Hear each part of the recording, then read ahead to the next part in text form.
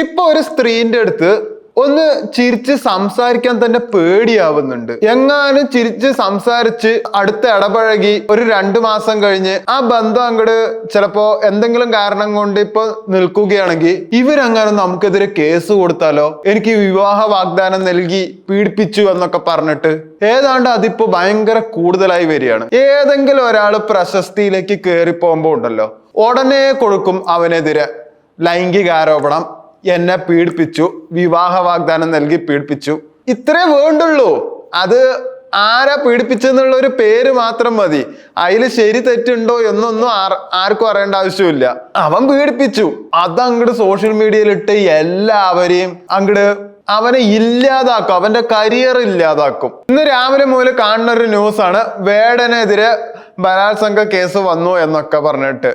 അതിൽ എത്രത്തോളം സത്യം ഉണ്ടോന്നൊന്നും എനിക്കറിയില്ല.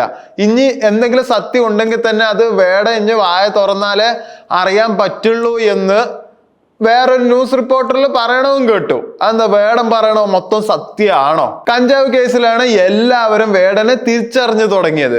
പക്ഷെ ഇതിനു മുമ്പും ഇതുപോലെ തന്നെ ബലാത്സംഗ കേസ് വേടനെതിരെ വന്നിട്ടുണ്ടായിരുന്നു. അതെല്ലാം സത്യമാണെന്ന് വേടൻ അന്ന് സമ്മതിച്ചും കൊടുത്തിട്ടുണ്ടായിരുന്നു.